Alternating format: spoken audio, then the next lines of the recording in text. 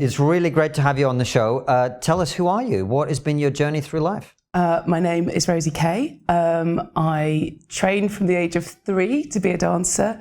I never thought that I could do it as a job. It just seemed something so far away and spectacular. And I was lucky enough to see some very good dance when I was young and growing up. I saw notorious live. I saw the German choreographer Pina Bausch live when I was a teenager. And I got into dance school. Amazingly, I got into London Contemporary Dance School. Still thought, I don't think I can do this as a career. Performed, toured the world for 5 or 6 years, and then realised that I wanted to be a choreographer. I wanted to make not just the dance, not just the movements, but the stories. And I was always very inspired by quite political female choreographers, people like Martha Graham or Mary Vigman, sort of amazing women that made work about the world that they live in. And so I set up my own eponymous company in 2004 in Birmingham. And I've spent the past sort of 20 years building up from very small solo, duet, trio work into large scale, the biggest theatres, and up until 2021 was touring the world with my dance productions. Yeah. And then what happened? And then what happened? I was 10 days away from a big premiere of Romeo and Juliet, which I'd been spending 5 years researching, working with gangs, gang members, schools in Birmingham, community groups, and different artists. I'd put together a contemporary Birmingham-based version of Romeo and Juliet, and it had got put back and put back and put back because of COVID. And I really wanted to still work and have a show ready and give people jobs, because it was a nightmare for artists through COVID. It just stopped. So I'd managed to get through auditions and rehearsals. We were 10 days away from the premiere. And there was just this very strange vibe in the company. Very young dancers. Some of them had never performed professionally yet because they were straight out of college. They hadn't had graduation shows. So I invited them to my house. We had a dinner party. And late into the night, when the alcohol had been taken, I was asked what my next show was. And I was well on the way to preparing a production of Romeo and Juliet, of Orlando, which is a Virginia Woolf novel about, there's an amazing hero who turns from a man into a woman. It just happens. Virginia Woolf writes about it very wittily, but also she does 400 years of history and she changes style all the way through. So it's a really clever, funny book. Anyway, the dancers said, "Who are you casting?" And I said, "Well, I don't know. Could be a man, could be a woman. We're just writing the audition notice." "No, that has to be played by a trans person." And I was well aware of what was going on. I was watching it from a kind of outsider, but from a female perspective, as a woman in the arts, going, I can see what some of the dangerous implications are to this movement if we redefine what women are. It could pull women's rights back, and it could pull back the advancements we've made. So I just pushed back a bit, and then really quickly it turned into an argument. And I was making those points around women's safety, women's dignity, and then also around children and how children were being pushed down an affirmation model. And I don't need to explain all this to you because you have amazing guests that explain all this. It was met with utter hostility. I went back to work. I felt a sort of wall of woke hate. It's a really vulnerable position when you've got a premiere coming up and your company has turned against you. I asked... So you have this argument with these people who you're trying to give jobs to. Yeah. And then how does that become a wall of hate that you feel? So we'll go back into the studio on the Monday and... With these same people? With these same people. Okay. These same people. And I could just feel the temperature. Yes. And I was really scared, and I thought, the production could fall apart. So, and I felt really shocked and really scared. I'd kind of opened myself up, and I'd revealed things about like the near death of my baby and myself through childbirth, and tried to sort of say, listen, as a woman who is older than you, these are experiences that only a woman could go through, and here they are. Please take them to understand how much this, how important the body is. We cannot. I feel as a dancer, as an artist, you can't deny that we have bodies. This is important. Anyway, I felt this wall. So I asked the chair of the board, who was a friend who I'd worked with, who I trusted, if she would help intervene to just calm it down. I think really the approach should have been, you're all adults. It was 2 a.m. You were talking about something contentious. You're allowed to have different opinions. That's it. Get on with the work. Instead, something happened. I don't know what happened, but I very quickly became aware that I was being ostracised from my own company. I went through one investigation, which I wholeheartedly cooperated with. I was exonerated. What were you being investigated for? I couldn't quite understand. I couldn't get them to define whether there was something around inappropriateness, but there was something about the fact that they were so offended.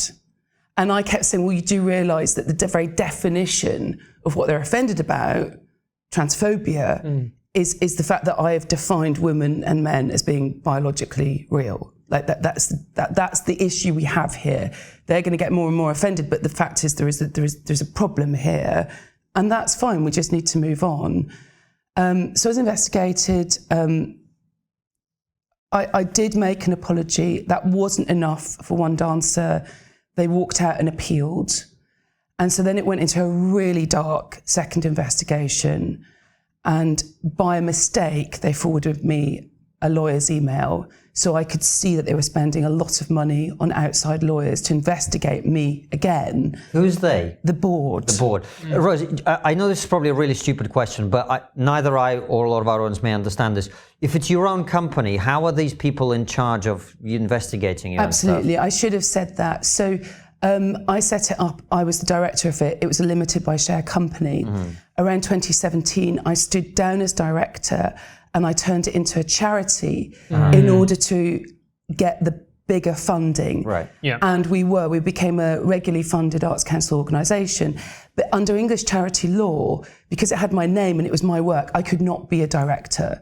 So also I just had a baby and I'd never had a salary, holiday pay, pension. So I was like, do you know what? I'd quite like to try being an employee for a little bit. Quite quickly, I realised I didn't like it because I like being the boss. And it doesn't matter if it's got your name on it and it's all your work and all the money coming in is through you. But if you let go of that power, this is what happens. And I should have realised that. I thought, well, hey, let's do this compromise in order to get that funding, in order to get the company to that big level. I'll take that sacrifice inside because it's going to get me where I want it to go. But that was a mistake. So second investigation. Second investigation, I see that they're lying, they're spending vast amounts of money that I had earned for the company. They're acting, in my view, and in legal opinion, untoward to the law, can I put it that way?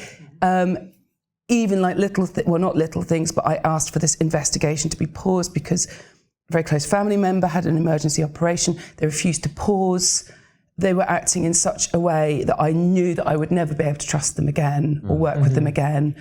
And so I resigned, citing constructive dismissal and discrimination.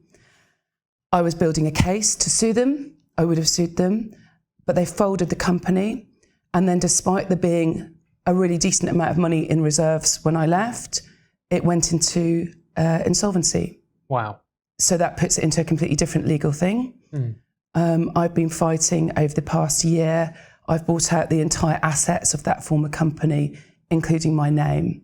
So I now own that. But again, that was another legal fight that I had to do behind the scenes. Isn't it amazing that all this happened over, let's be honest, basically a heated discussion over a few bottles of wine? Yes, it is. It's really shocking. And there's kind of like a few theories about like why. Because on the one hand, you have the activists who are young and I think have been indoctrinated. I don't think they're very nice. They certainly don't have empathy. But I also think they're probably victims of this. And then you have this kind of capitulation and cowardice of a board. Now, they're called trustees for a reason, in that you should trust them. Now, the interesting thing, I think, is actually the artist who this is all meant to serve is actually in the most vulnerable position because you're the one making all the problems. You're the one that's still trying to do your job. It was written into the charitable objects that Rosie Kay tackles controversial and taboo subjects, shining a light on things that are unspoken or unsaid. That was my job. So of course, if there's something controversial going on, I'm right there in it, going, what's going on? Tell me, you're young. What's your opinion? Well, I don't agree with that, but this is what I think, and I'm used to that back and forth. You should be able to debate these things, I felt. And do you think this is a culture? Because we talk a lot about the culture in universities, but we don't tend to talk about it in the culture in drama schools, in dance schools. Is that very much a culture within those types of institutions? Well, I hadn't realised quite so much at the time, but yes, it is. Yes. And I've heard from insiders that they're quite hostile environments if you don't agree with this. Yeah. Really? Because when I went to drama school, and it was tough. It was a tough environment, and actually people didn't really care about your feelings at all. So it kind of surprises me that it's gone completely the other way.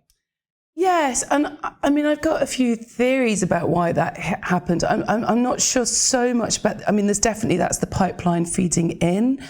I think things dramatically changed when it started. I got a grant to go to dance school, which was just incredible. Once people started having to pay for fees, that immediately changed the demographic of who was going to go into those professions and live with that level of debt when you have a very, very poor work situation to earn money, very poor.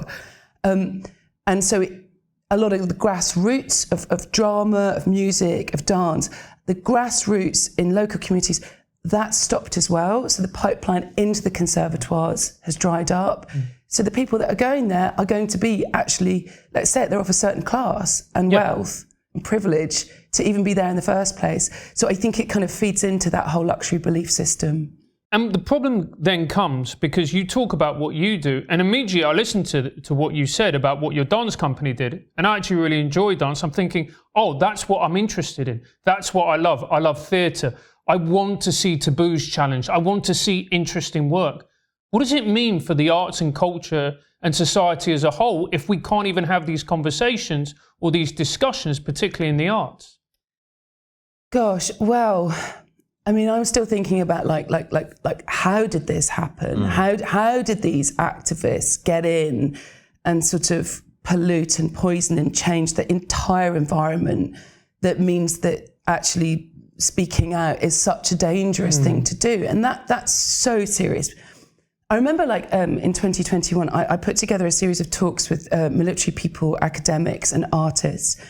And there was a guy from the Secret Service, and I was asking him, why do they pick on the artists? You know, it's either political activists that get sort of the knock in the night, or it's artists. And he said, well, absolutely, you lot are the difficult ones. You should be out there asking questions, challenging society, tend to be very independent thinkers. He said, we're used to watching this in Secret Service kind of organisations. We see it happening in, normally countries with already authoritarian regimes, and it comes from the top down. We're just not used to seeing it in the West, and we're not used to seeing it coming. It feels like it's bottom up, but I think it's so long term that it's kind of all crunched around us all at once. And do you feel a chilling effect? Is this what people are talking about in the world of dance? So they feel that they can't talk about a particular issue, or if they can talk about it, you can only talk about it in a certain way? I think what's happened is it's quite complicated. I think you have the activists coming in who probably don't have skills. So we've sort of recently heard that they're coming out of drama school unable to do Shakespeare. I'd say they're coming out of dance school, what I would say noodling. They're noodling around. There isn't. Sorry, they're coming out of drama school unable to do Shakespeare? Yeah, I think there was an article in the Times this week about actors going to the Globe and unable to speak or learn or get their minds and mouths around Shakespeare, and that's a sign. So we're de-skilling that workforce, and through that skill, now it's really important because people go, oh, who cares about Shakespeare, whatever. But unless you have that really deep rigor and discipline and practice, like daily practice, you don't have anything to build on. Then you really are into arty-farty territory. So with dance, it's like the rigor of ballet, the rigor of technique. With acting, it's the voice, it's the language, it's the meaning of those plays. You need that depth to then be able to turn that to everything else. If it's just surface level, then what are we left with? We're left with their identities. and they're coming to the workplace where their identities are the most important thing, not the art. So you have that. Also, they can make their name. Young people without the discipline, the stamina, the resilience can make their names by creating a huge hoo-ha, by making a mass level complaint, getting their names out there. You then have a system of management or administrative kind of like control. We have now such like huge controls on funding. That's created an entirely new class of arts bureaucrats. I'd call them the poisoned administrators. Often frustrated artists themselves, but very clearly saw that if they want a salary, a position and power, that's where they need to go. And then they kind of astroturf the whole thing. So they create the programs, you apply for funding criteria that fits that program, they put the festivals on. So they become the power brokers within this world. And then you have the leaders at the top. And I think they come from the same, probably a little bit older generation than me. They had a great time. They probably feel a bit guilty. They probably did a few things they wouldn't want remembered, or they don't want to become a hashtagged name, and so they're going to keep quiet, look towards their pension, look towards hopefully an OBE, and just try and keep their organisation afloat before they move on. And there aren't the people in leadership positions that are justifying their salaries. They're not standing up for the arts. They're being bullied by the activists, by the Twitter attackers, and sometimes by their own staff. So what you're really talking about is it's the culture eating itself, because at the very core of this, like people always, when I'm said I want to be an acting trainer, why do you need 3 years? I always said to them, there is a reason why British actors are the best actors in the world. Yeah. It's because of the rigorous training that we receive in this country, in Shakespeare, in learning how to perform, learning to train your body, to train your voice. Yeah. If we don't have that, we literally have nothing. Well, it's just really weird in the studio when you're trying to make a work. And I've put together something called the Charter of Creation that's asking people, if they're going to work with me, to sign to say that we're free to speak, we're free to disagree, that the most important thing is the art form. And in the art form, we should be looking at the depths and heights of humanity, and we should be free to do that. And also, I think you're only ever going to be really challenging these ideas if you feel free, you can play, you can make mistakes, you can argue. And really, I'd much prefer if people left their identities at the door. It used to be sort of leave your problems at the door. Now you've got to leave your performative self at the door in order to make art. And I just find it astonishing that needs to be said. But I don't think there's been a really good argument about what the purpose of the arts are for and why they're so important for humanity, for culture, for civilization, for society. But they're vitally important. And when they're dead and gone, it's going to be dark, very dark. Hey, Konstantin, do you like being healthy? Of course, in my country we judge man's health by his ability to wrestle bear. Turns out in London, wrestle bear has very different meaning. We've all had a night that's got out of hand. We will speak no more of this. This secret will be buried with my ancestors. Well, if you want to stay healthy and not feel like you need to be buried with Konstantin's ancestors, then you need to try AG1. AG1 is a simple and easy way to get all nutrients you need. Each serving contains 75 high-quality vitamins, minerals and whole food sourced ingredients. One scoop and you feel like a real man. We used it on our America tour, where we were constantly on the move, living out of a bag and working every day. AG1 meant we felt great, looked great, and we avoided getting sick. One scoop a day meant we knew we had all the vitamins and minerals needed for the day. We had hugely successful trip. It is very economical and I felt strong enough to wrestle American bear, which we all know is grotesquely weak compared to Great Russian bear. If you're looking for a simpler and cost-effective supplement routine, AG1 is giving you a free 1-year supply of vitamin D and 5 travel packs with your first purchase. Go to athleticgreens.com/trigonometry. That's athleticgreens.com/trigonometry. Check it out and become real men like me.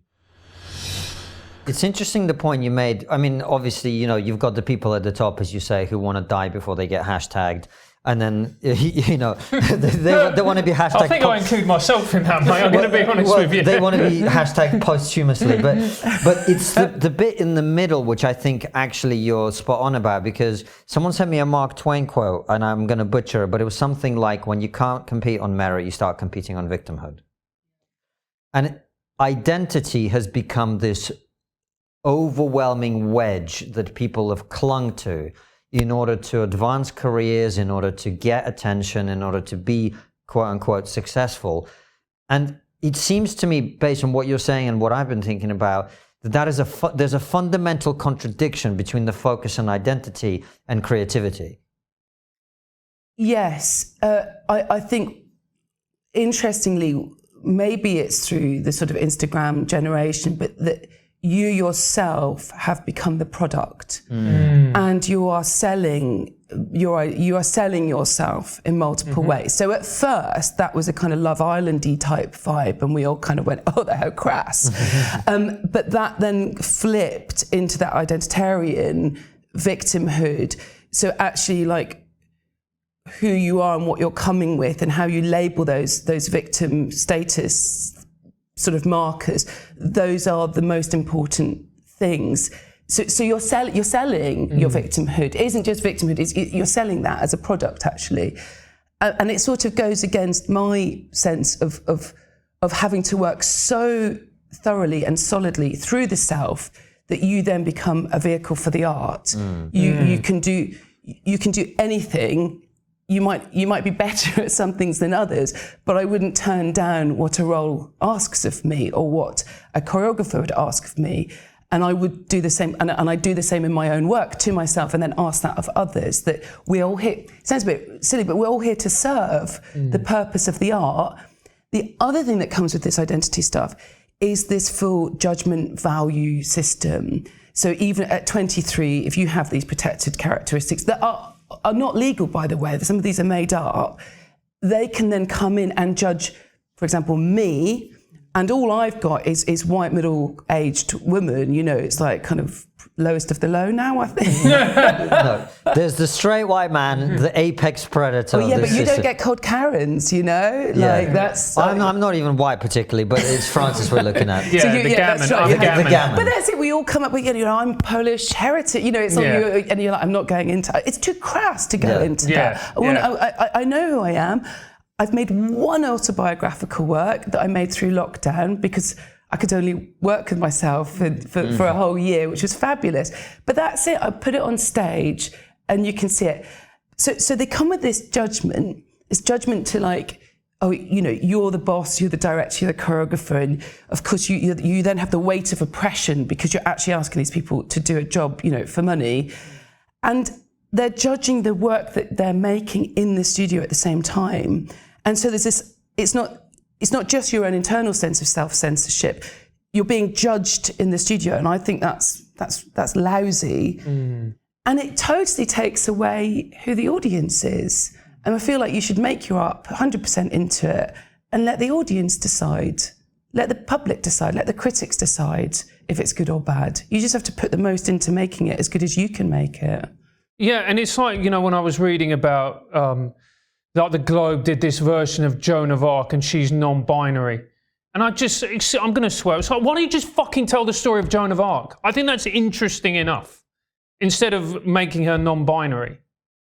But this is it, it's like the whole thing feeds itself because you've got this like powerful kind of bureaucratic people that are putting the criteria on. I don't think you can blame the artists for trying to fulfill that criteria. Yes. Yeah. To get the money. Yes. And it's a sort of a self-fulfilling, perpetuating circle.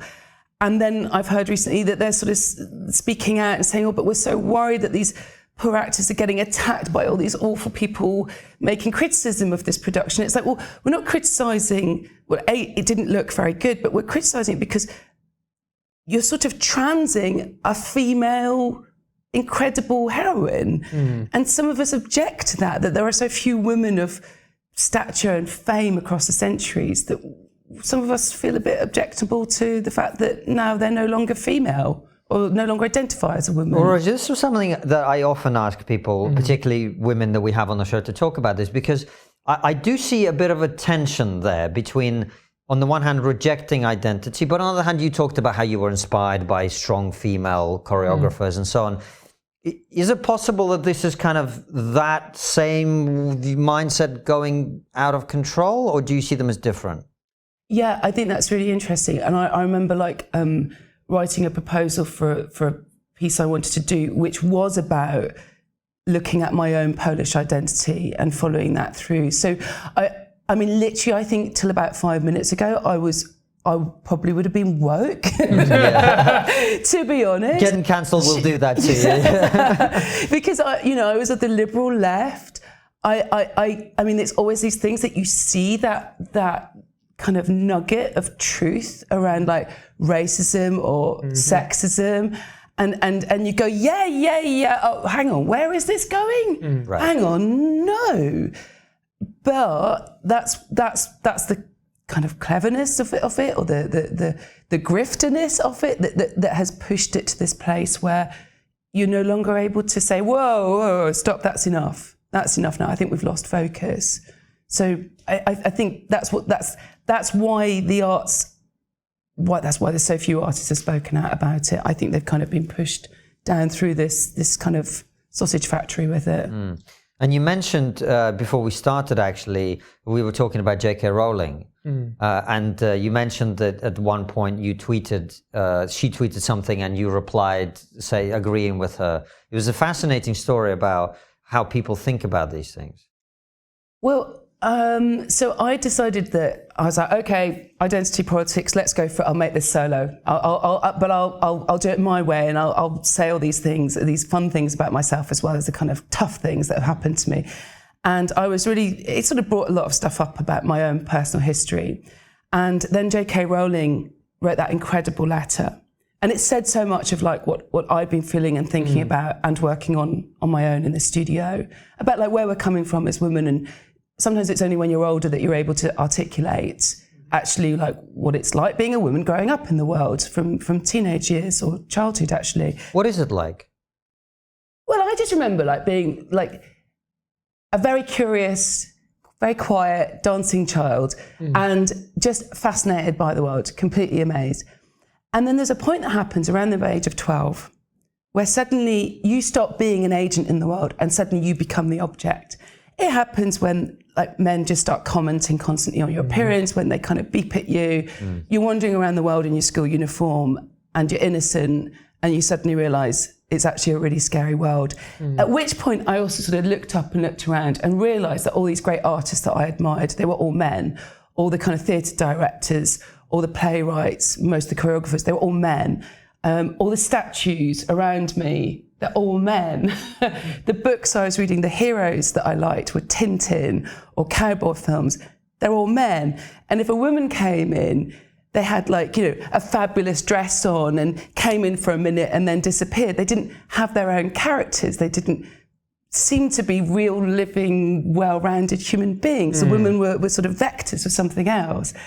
And so, realising that at 12 kind of profoundly influenced me. And I don't think it wasn't like, oh, wow, I realised I was a feminist. It was just like, how do I navigate this?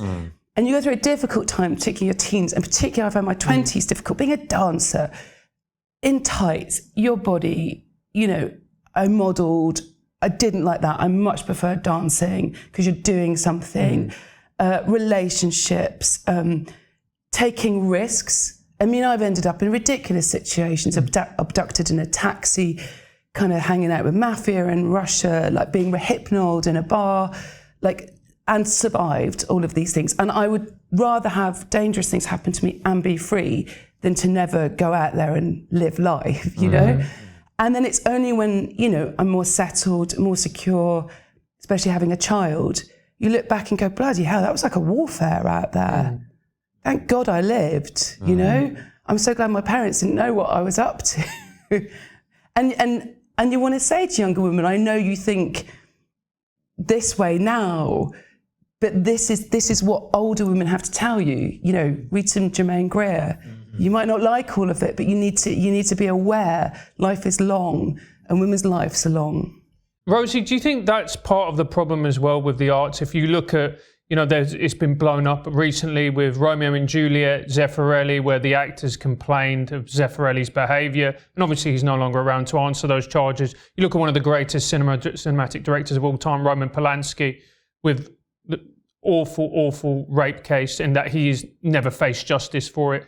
Was there a culture and an attitude in the arts and a predatory, especially from men, being predatory towards women? Yes, there was. And like going back to what I was saying earlier, there's sort of this element of truth to some of this stuff. Yes, I think certain people abuse their positions of power. You learn quite quickly, older women would support you, give you a nod, just watch out for this person. Yep. There were certainly people that took advantage. Dances full of young, beautiful, nubile people. It does attract a certain rich or person of power is attracted to that, and you used to have to navigate your way through it. I swore to myself I would not continue that. The kind of buck stops here, and I would say most people in my generation, even my teaching would be quite harsh, almost abusive, I'd say. And it's like, well, I don't ever want to just carry that on. I want to sort of treat people really well. And then here we are. I'm the big baddie. Well, you know what? There is a troll in me, or maybe not a troll or a contrarian or whatever, but a part of me is starting to go, is that maybe why the kids are like this? Because we are all so nice? Is that where... It's like a vulnerability there, or a... I just mean that, I know exactly what you're talking about, because in my education, there would have been people who would have been, I don't know, abusive, but tough, right? Mm-hmm. And you knew not to fuck about. When you described to me the scene at your dinner party, I cannot imagine myself as that 20-year-old and a person who is employing me, giving me a part in a thing, is invited me for a dinner party at their house. I'm 20, they're 40, or for whatever they are, right? And I am there going, you know what? I think you're wrong. And in fact, I'm going to come into work to work tomorrow and give you the stink eye. Like, I can't imagine doing that. I literally physically cannot imagine. And, Francis used to run a comedy night where I was helping him run it as well. And the sort of, like, the next generation coming in, the sort of things they would say about, like, they would be like, I think the night should be like this. Yeah. And you're kind of going, who the fuck are you? Yeah. Do you know what I mean? I was so like that when I was young as well. I was such a little rebel and, disagreed with this and disagreed with that. But I still knew just when to shut up sometimes, right. and to work hard. And, well, if you want to be on your own, get out on your own and figure it out. Earn some stripes, you know? Don't just... Yeah, so I think we have been overindulgent, and I think there's been certain messages that the kids have been right on up till now around, like, homosexuality or, climate change. And I grew up in that generation, sort of arguing with my parents at the dinner table. Whereas now it's gone too far, and there's probably a lot better people than me to sit here and say what's happened to parenting and to children and to farming out childcare or farming out as civic local responsibilities, so that we're not involved in community forums anymore. We're not involved as school governors. There's a level that we as parents and as adults need to be engaged in all levels of society, not just our careers. Well, I have a terrifying thought for you that I've been thinking about. Is it possible that when you were arguing with your parents around the dinner table, you've become that parent now? I'm asking myself that every day. And me and my husband have this conversation almost every day that are we just the grumpy ones? I certainly think at the beginning there was that element where you're questioning it, you're going, are we just really out of touch? But no, when you look at these big movements that are pushing through the EDI, equalities, diversity, inclusion, the whole kind of white fragility, white privilege. When you look at the core, like the idea of white privilege comes from this amazing woman called Peggy McIntosh, and she talks about the invisible backpack of what she doesn't have to go through because she's white, And it's a brilliant essay. It's fantastic. And it also comes with this fantastic guide as to how not to alienate people and make people feel defensive. So when like this came up in some sort of EDI thing, and I asked the sort of the person running it, had they heard of Peggy McIntosh? No. I was like, well, have you heard of like, you know, sort of the way that she would bring this in? No. There's some of these ideas are just being pushed without a level of nuance and debate that I think we should be having. The other aspect is, with that point, I think in previous generations, we'd have been in more positions of power. I think we're kind of quite a little sandwich generation that grew up in the 90s, had good freedoms, worked her way up, expected to get somewhere and get into positions. And when you look at like the National Theatre, I think Peter Hall was like 36 when he got the job of director. It's unthinkable, really, that you know, and so a whole group of us in our 30s and 40s haven't got quite to where we wanted to. Other people have stayed on, I'd say possibly too long, and we're just getting leapfrogged. The younger generation are just coming in above us. So I think we probably need to really speak out and take control a little bit, actually. Rosie, why is it that the arts in particular are so vulnerable to these type of ideologies? Because on the one hand, we're talking about diversity, and on the other hand, like I said, I've always been passionate about the theatre. Some of my favourite actors were, you know, people in the 60s who came from working class backgrounds. Peter O'Toole, I mean, he actually said he was from the criminal classes, but there were Albert Finney, Same thing, mate. Yeah, exactly. Michael Caine. I'm going to get cancelled for that, for that joke. And so you should, you know, Michael Caine, Richard Burton, you know, all these, you know, powerhouse British actors, you know, from working class backgrounds. And you look at the actors now, predominantly, I mean, there's very good people like Damian Lewis, went to Eton, a lot of them did. So on the one hand, the arts has become ever more the preserve of the wealthy and the upper classes, yet at the same time, it's about diversity. And you're like... Right, so I think you need to sort of trace a little bit like what's happened, particularly... So the funding system in this country is very strong for the arts, but it's also always, since John Maynard Keynes set it up, it's always had a political edge to it, always. If you go back to the 80s and Thatcherism, the arts were being very lowly funded, and they had a kind of, do you remember instrumentalism? So the arts are being used to solve, like, you know, social woes, quite low level. But it meant that artists were quite free. They could kind of like do what they like. You also could claim dole. So you could be an artist and you could get like, you know, at least enough to cover your rent and eat. So it was a more genuinely equal sort of starting point. And you were left alone. And I think that's probably around the point that the arts became lefty, as they saw it as a movement against Thatcher. Out of that grew some really interesting rebellious movements, such as the YBAs and the Sensation exhibition. Sorry to interrupt, I know all the YBAs, just explain to people. Young British artists, so Damien Hirst, Tracy Emeans, the kind of really rebellious art stuff. You had the kind of Mark Ravenhill shopping and fucking, the really amazing movement that was going on in British theatre. You had these things that had like a punk edge. It was rebellious. It also did have quite a capitalistic edge. They wanted to make money. And that was really kind of quite a clever move. Then you've got Blair coming in. And the whole different thing about Blair and the arts was it was being used for regeneration. So the arts had managed to make the business case so that, like, okay, we go and build a massive art centre in Gateshead. That will then revitalise the area. That'll bring in... And they literally crunched the numbers to say that we can use arts to change cities. There was loads of money. It was a great time. There was all these performing arts schools. You get, like, big fees for workshops. You got the Olympics. You got these big stuff going on. Yeah, brilliant. I'll do this. I'll do that. I was making massive works. But slowly, I also realised that criteria started to get stronger and stronger, and the artists had less and less say. You were serving quite a big bureaucratic arts business. Because it was social engineering, really, to some extent, right?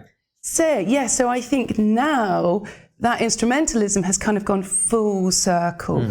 So we're captured by the business stuff. We have to justify every single penny. when I was a regularly funded organisation, I needed to employ someone to just do the data, to just collect the data. Tiny one-person sort of dance company, but we had to produce mountains of data to justify the money that I get. And then you've got the kind of, it's just a ripe house for mould. That's what it is. And this stuff has come through, and it's wet mould and it's dry mould, and it's just covered the house because it's rotten inside and out. And we sidetracked you because you were talking about J.K. Rowling. That was about 3 years ago. That was about 3 years ago. But tell us more about that story, because it was fascinating. So I think it was her letter, and I liked it. Not on my company account, Twitter account, but on my personal one. I liked it and retweeted it, put my phone down, went, put the kettle on, came back, picked up my phone. Already there was like, I don't know what it's called, this massive kind of trail of messages of people from the arts world saying, is Rosie Kay a TERF? Is Rosie Kay transphobic? Is this the official policy of Rosie Kay Dance Company? And I was absolutely shocked. I was overwhelmed because I was kind of like, that's a brilliant letter. No one's going to argue with that. Come We were all so naive once, weren't we? It just takes someone to stand up and take a stand, and then everyone will go, Somebody's obviously not right-wing, someone is obviously on... All they have to do is just stand up and beautifully articulate the point, and everyone will get it. Everyone will get it. Yeah. And I was like, oh my God. And my husband's like, just delete it, just delete it. So I was like, just deleted it. And then I felt a bit dirty. I felt a bit bad. And I thought, so I'm making work about exactly this. That's going to go on big stages. Okay, all right, let's do it, but let's do it through the art. Let's do it through the art. So I got this solo out there. It was called Adult Female Dancer. I wanted it to be called Adult Human Female, and I was convinced by my management just to tone it down a little bit. Again, a bit annoyed. Human is very offensive, you are right. It's hugely offensive being female. It's hugely offensive being, adult. That's, yeah. So I did this solo show back in 21. Big venues, really big, like Edinburgh Festival Theatre, Birmingham Rep. And I got these amazing reviews. The Observer, The Guardian. And in this solo, Adult Female Dancer, there is a point where I say being a woman is not in my head. Being a woman is not in my head. I thought someone would pick it up and out me. No, I just got like 4 5-star reviews. So I was like, I'm out. Fine. Let's just keep going. This is the little line. It's dangerous, but I'll play it. So I didn't expect to be cancelled in my own home. I didn't expect that one. But then I also, a bit like saying about the house had gone mouldy, my board were not there for the arts either. I don't know why they were there. I think there's a much bigger, important question about governance in the arts. And I'd like to do some work on that with lawyers to look at how we can protect. I mean, I knew nothing about intellectual property. I know everything now.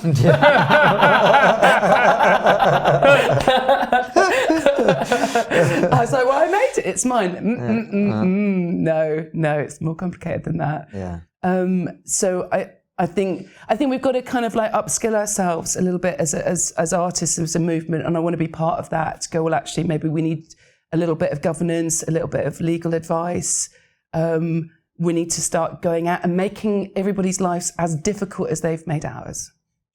You made a point about how the art got into bed with the corporates. And I remember, because I was very lefty when I was younger, as we all were, right? And I think that stage is very important, if I'm being honest. I think you should be at that age.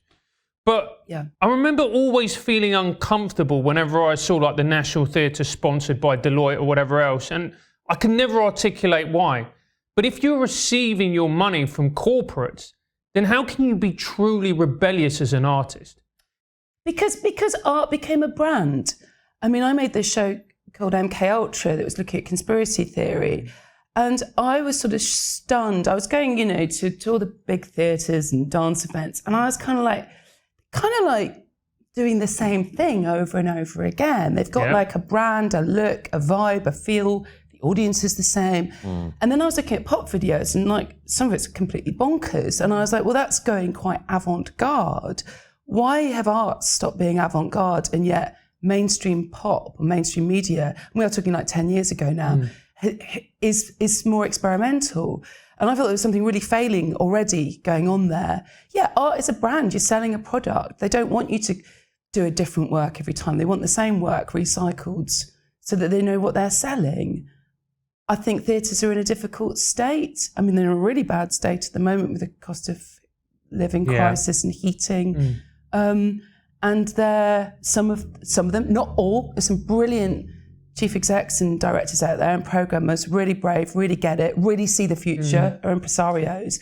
But some people are just scared and are going to just not rock the boat. They're the captain of the bounty. You know, they don't want a mutiny on their hands. So, because we've talked a lot about what is wrong with the arts, how do we save the arts? Because the arts need saving. Because it is truly transformational. I used to teach drama in, rough secondary schools up and down the country. I literally saw kids who couldn't access any type of education. The moment you put them on a stage, they flew.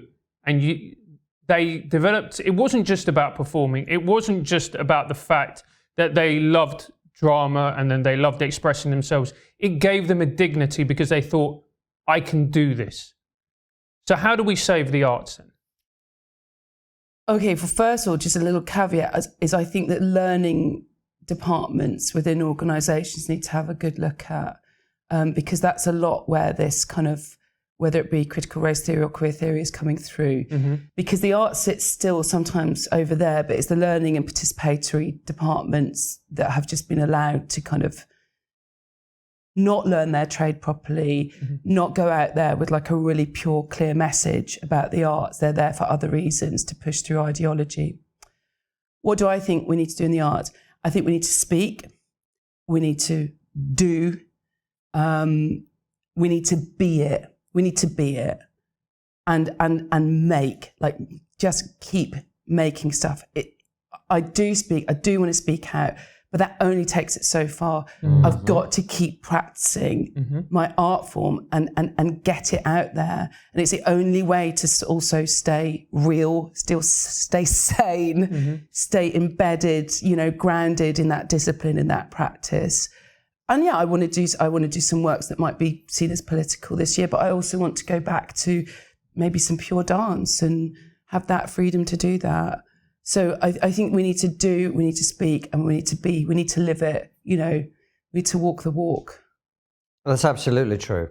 This is, I've stopped doing stand-up since the pandemic, but we're working on some interesting things comedically and whatever. And I think that's, when you were talking before about we have to stand up and talk to the, and advocate for our generation and, the point you're making. Yeah. I was just thinking, I think the solution to this really is to prove that what we are doing and the content, that whatever that content is, whether it's dance or comedy or online stuff or whatever, is more popular. That's what you have to do. You have to get past the gatekeepers. That's really the problem in the arts. It's the gatekeepers. Yes, exactly. Right? Because you've got people making decisions who are not making them purely on the basis of what the public want. Absolutely. They're making them based on ideology. And we saw this with comedy, where you get people being promoted because they are trans, or because they are this, or because they're that.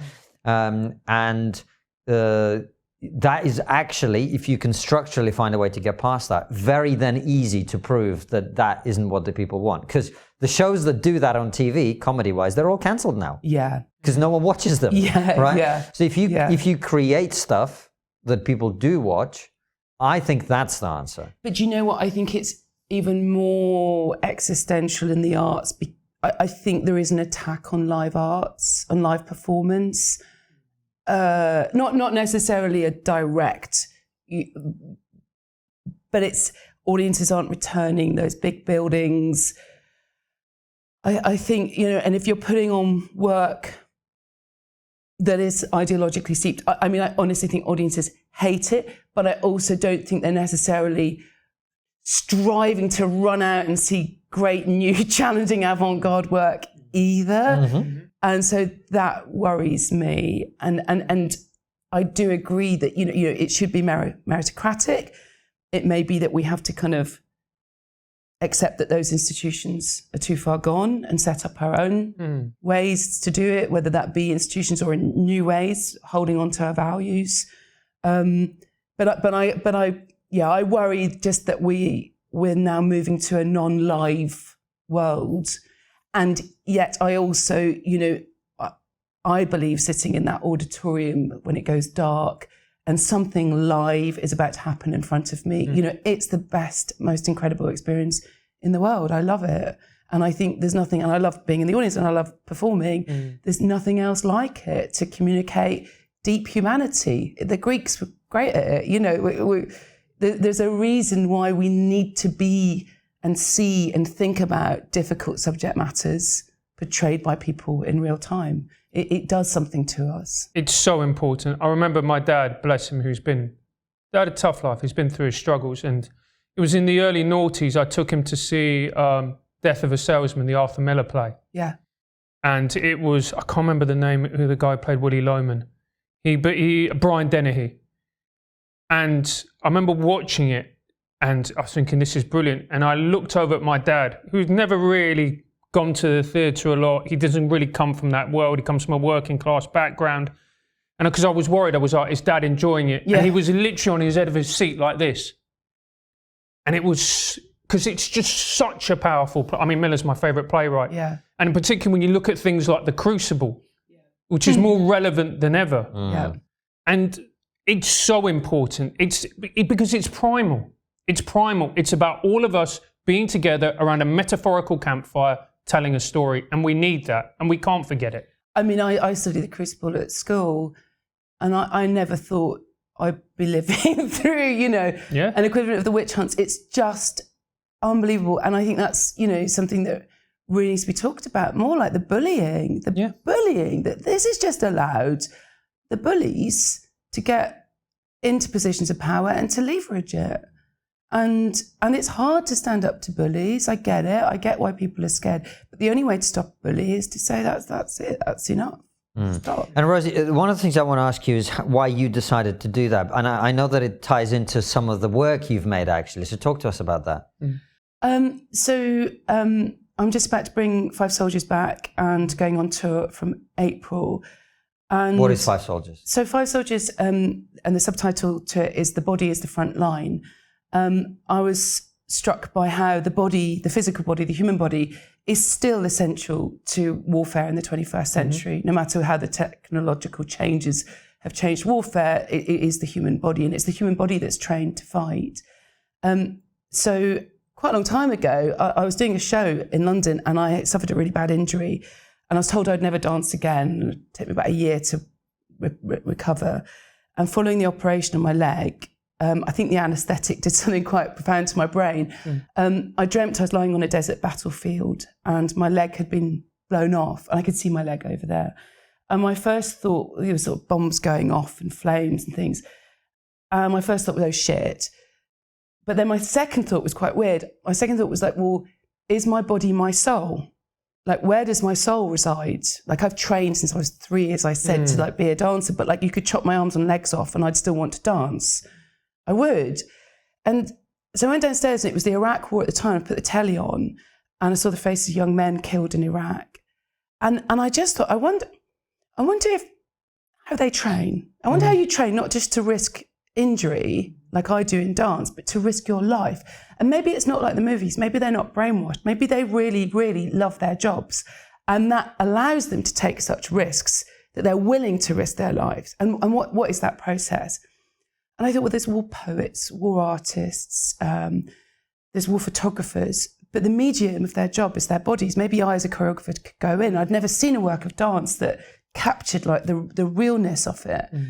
So it took me years, it took me ages, but I got an attachment to an infantry battalion and I spent time with them, not realising, bit of an idiot, 10% females in the army, oh, it'll be 10% female. No, it's an all-male infantry battalion, Rosie, it's all male. So I ended up on Dartmoor straight away, 3 days and nights and a big exercise. And I started off absolutely terrified, literally hiding behind people. I had like full Bergen, helmet, body armour. And then I got it. I just started watching and realising, oh, I can see what's going on here. Like that needs a formation now. I started to understand the sort of physical tactics of it. Got quite into it. So over several weeks, I went from being a terrified pacifist, I thought, bystander, to I had my own rifle. I was invited to join a battle against a rival battalion, and I was leaping out of windows, chucking grenades, and you do like you really rehearse war, and they try and make it as realistic as possible. So there's like smoke and sounds, and like they hate each other, these different battalions. It's really full on. And I got it. I got that experience. I was like, okay, I just jumped out of a window. Never mind my poor left leg. I just did it. I did that thing. I was like, yes, sir. Boom. Oh my God, I'm flying out of a window. I then spent time at Headley Court, which is the rehabilitation centre. And by then, the guys I was training with, they'd gone out to Afghanistan. And it was like one of those worst years, really bad years. And the Taliban changed tactics from firefight to improvised explosive devices, IEDs. So the guys that I was training with, they were now coming back with these complex traumas and getting their legs blown off, basically, put no finer point on it. And then some of the people that I actually knew, people that had become friends, were injured. So I went to Selly Oak, very near where I live in Birmingham, and I visited a friend who had lost both legs in Afghanistan as well as multiple other injuries. But I went into Selly Oak, and it was like ward after ward after ward of young people with now disabling injuries. And yet, there's still that army banter going on and that vibe. And the government were not releasing the injury figures. They're putting a delay on it, but we were getting the casualty figures. So there's like, remember Wootton Bassett? So there's this outpouring of grief for the dead. But there's going to be like hundreds of people that are going to be living lives for decades that the British public are not going to be aware of. This before Help for Heroes and all these kind of charities, they were starting up around the same time. Anyway, long story short, I made a show about it. It was a 1-hour show, and it did okay. But when I brought it back in 2015, it just went, in the arts world, massive, like not mainstream, but massive, like 5-star awards, globally touring. I was touring it right up until COVID struck. I was touring the US with this show. And it's like a 1-hour, you sit there, you think, oh God, dance and military, how crap is this going to be? But we've had like serving soldiers, a guy that had just come back from Afghanistan, he sort of said, my God, that show. He said it's like doing a 6-month tour in 1 hour. And then he came back the next night with his wife and teenage kids. And I said, I want to show them because I can't explain how intense it is, but this show does. So we're bringing it back. I'd love to see that. I think it's good to have a show that's about fighting because I need to remember that discipline. Yeah. I think it's relevant. The Afghanistan evacuation last year brought everything back for anyone, whether they're still serving or they're a veteran. It was a shock.